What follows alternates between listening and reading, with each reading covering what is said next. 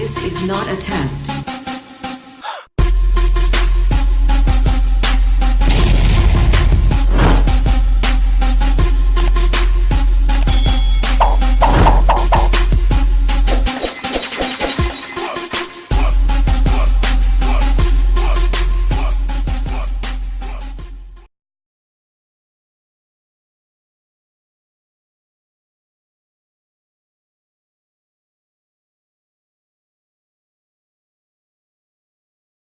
At 7 a.m. on April the 29th, National Security Advisor John Bolton had a meeting with intelligence officials at CIA headquarters.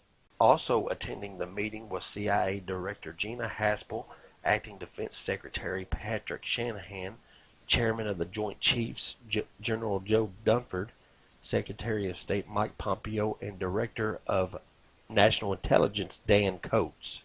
The meeting was said to be secretive and out of the ordinary. This is very odd, as 100% of the time intelligence briefings always happen in the Situation Room.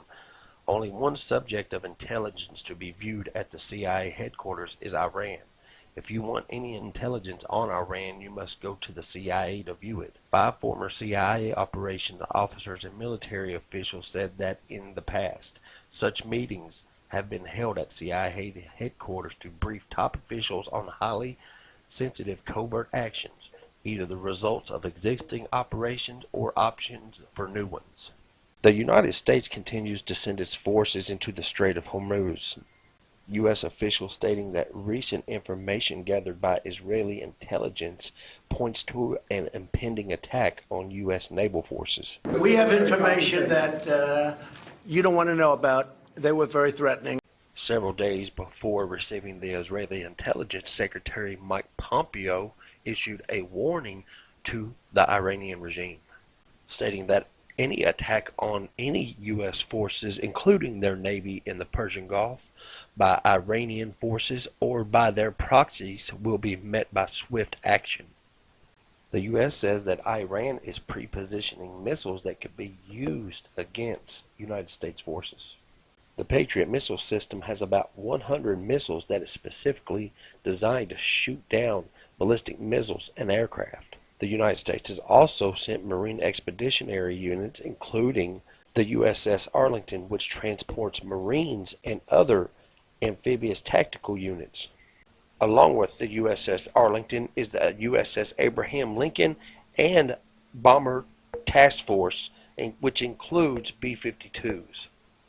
U.S. CENTCOM, or U.S. Central Command, will be responsible for operations ongoing in the Middle East. Since the release of Israeli intelligence, the Iranian government, including Iran's Prime Minister, have ruled this intelligence uncredible and fake news. The Iranian government warned Donald Trump that such fake news could lead to a false flag attack.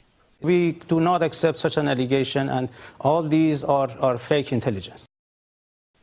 Since the statement, rumors of one prevented attack has surfaced. The People's Mahajan of Iran were arrested attempting to purchase speedboats similar to those used by the Iranian Revolutionary Guard. The Mahajan is an Iranian anti-government group that promotes regime change in Iran. They have been used by U.S. forces on several occasions and are said to have direct ties to National Security Advisor John Bolton. A day after those reports, Mike Pompeo immediately canceled his trip to meet with German Chancellor Angela Merkel, in which no one knew of his location. The press he was with said the information was classified and they weren't allowed to say. Mike Pompeo's location ended up being in Iraq, where officials said he was called there because of serious threat to U.S. forces. Days after that, on the 11th, at 4 a.m. in Iran, explosions were heard in the port city of Fujairah, where I reported 4 oil tanker ships were sabotaged, 2 belonging to Saudi Arabia. It's rumored that 7 ships were seen going up in flames. The government of Fujairah denied on Sunday media reports about several heavy explosions taking place at the Imminent port, insisting that the port is functioning as usual. Also, eyewitnesses claimed that American and French military surveillance planes were seen flying overhead at the time of the explosions. An analyst with 36 years in strategic terror intelligence who viewed the damage said the location of the damage on the ships were all at the water lines, on the outside of the vessels, and all near the rudder screws at the back of the ship, indicating the attacker didn't wish to destroy the oil or the tanker ship, but wished for an attack to be seen and reported by media. The damage to the ships were created by incendiary explosive devices, or IEDs. The UAE requested assistance of the U.S. military in determining what device was used, stating specifically that they needed help on identifying what the explosive was, and if it turned out to be a missile, they would need to trace the path back to its source. Now, remember the earlier statement by Mike Pompeo about proxies and what I said about it?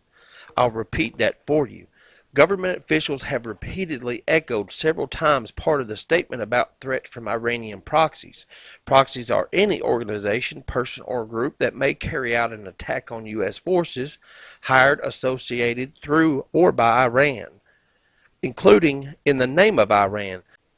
So how likely is it that a group could attack U.S. forces that aren't associated with Iran or just hates the U.S. in the area? Highly likely. After the U.S. military was deployed, Iranian leader Hassan Rouhani stated that he wasn't afraid of the U.S. but welcomed the conflict, as he said the billion-dollar fleet can be destroyed with one missile, and if they attempt any move, they will face dozens of missiles. Further updates. The paramilitary group Blackwater, once used by the U.S. military as a defense contractor, is said to be in control of the waters in the Strait of Hormuz, and the Iranian government stating that only Blackwater can comment on what actually happened to the oil vessels. It seems odd that an ex-U.S. military contractor like Blackwater, who is known for not obeying the law, would coincidentally be around an attack on oil cargo vessels. The U.S. Embassy in Baghdad sent out an emergency alert pertaining to all U.S. citizens in Iraq, stating, "We warn U.S. citizens living in Iraq and ask them to take precautions." The U.S. Embassy asked U.S. citizens to take 4 measures to maintain their security. No, not to travel in Iraq, avoid presence in places known as American gathering places, not to reveal their identity, take caution and caution of those around them. The embassy also stated that if an emergency occurred, please contact the U.S. Embassy in Baghdad. I checked for updates before completing this video and putting it up on YouTube. The Associated Press is reporting that the U.S. military's team and initial assessment is that Iranian or Iranian-backed proxies used explosives Sunday to blow large holes in 4 ships anchored off the coast of the United Arab Emirates, U.S. officials said. The team of U.S. military experts was sent to investigate the damages at the request of the UAE, but American officials have not provided any details about what exactly happened or any proof as of yet about the possible Iranian threat. This is what I was trying to explain about the proxies. I knew something would happen with the proxies portion of that. That's why they talked about it so much. That's why the U.S. officials were always repeating it. They were always repeating proxies, proxies, proxies. The mainstream media was also repeating proxies, proxies, proxies. After this report and this update, I don't see how we could possibly avoid a full-scale war, which is set to be bigger than both the Desert Storm and the war on terrorism during 9/11. Everyone, please be safe.